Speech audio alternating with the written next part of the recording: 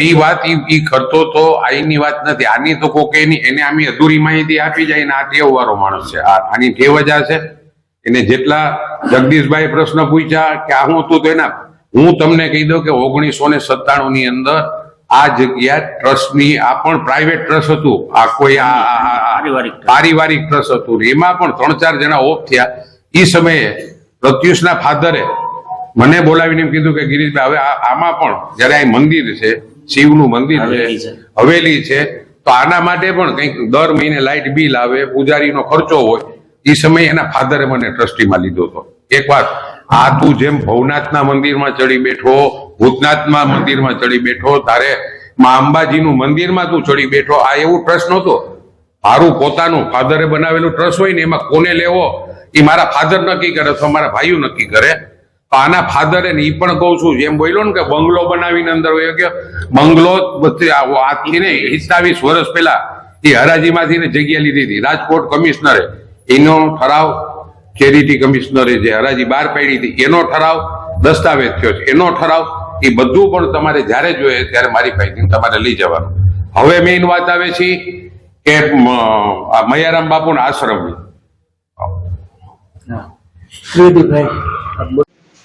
આ ખોટી વાતનો માસ્ટર માણસ છે. આ જગ્યા 1997 બરાબર સાંભળો, આની છે ક્યાં બાબતને આક્ષેપ કરે મને તો ખ્યાલ નથી, મને કયો એટલે હું કહું. એને એવું કીધું છે કે મયારામ આશ્રમમાં ગિરીશભાઈ ની થઈ છે, ચેરિટીમાં હતું વાંધાર જે હતી છતાં એને લઈ લેવામાં આવ્યા છે, શું કહેશો તમે? પેલી વસ્તુ એ જે ગિરીશભાઈની જે નિમણૂક થઈ છે એ કોઈ એમ કે જો ખોટી રીતે નિમણૂક થઈ છે તો એને હું ચેલેન્જ કરું છું પુરવાર કરી દેવાની ચેરિટી કમિશનર સુધીની, અને કોઈના રાજીનામા દઈને ધરાર ઉપજાવી કાઢેલ કોઈ વસ્તુઓથી મારી પુરવાર કરી દેવાની તાકાત છે. મૌખિક વસ્તુનું કઈ ઉપતું નથી, લેખિત હોય રેકોર્ડ પર ઉભું રહે છે.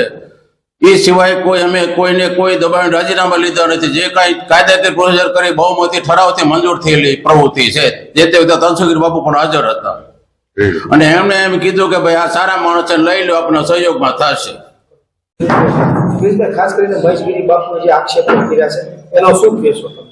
આજે ભૂતનાથની અંદર 3 સિનિયર પત્રકારો, જગદીશભાઈ મહેતા, કિશન દવે અને દીક્ષિત ઠક્કર, આ ત્રણેયને ચેલેન્જ ફેંકી હતી કે અહીંયા ભૂતનાથ મંદિરમાં તમે ચર્ચા કરવા આવો.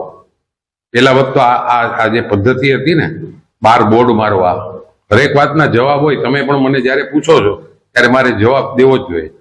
મેં પૂરેપૂરી આખી લાઈવ એની સભાને સાંભળી અને એની અંદર એને આક્ષેપ એવો કર્યો કે વ્યાસ આશ્રમ કે જે ગિરીશ કોટેજા અંદર બ્રાહ્મણની જગ્યામાં કરી ગયો છે, એ બ્રાહ્મણના અહીંયા તો એમ કરીને ઓલાને બોલાવે. આ જોવ તમે, આ ખોટી વાતનો માસ્ટર માણસ છે. આ જગ્યા 1997 બરાબર સાંભળજો, આની જાહેર હરાજી થઈ હતી રાજકોટમાં, ચેરિટી કમિશનર રાજકોટમાં. ક્યારે? 1997. આ હરાજીમાં એ સમયે જગ્યામાં હરાજીમાં અમે રાજકોટ ગયા હતા અને એમાંથી ને લીધેલી હતી. આ પણ પ્રાઇવેટ ટ્રસ્ટ હતું.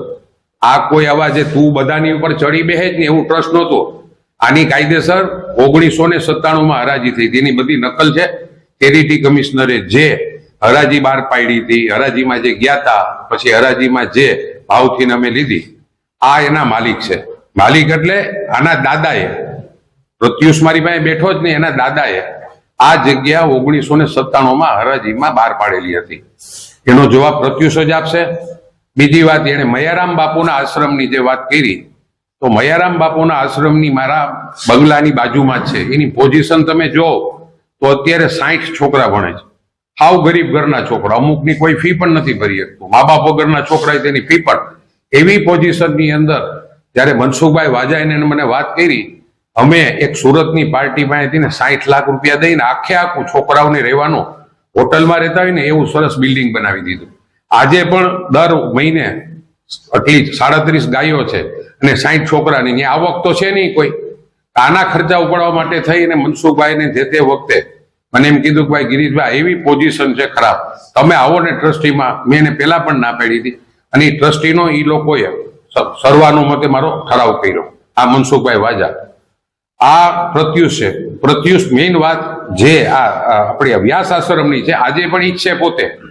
હું પોતે ટ્રસ્ટી છું. તો આ હતા આજના સમાચાર. આવતીકાલે ફરી મળીશું નવા સમાચાર સાથે. ત્યાં સુધી રજા આપશો. નમસ્કાર.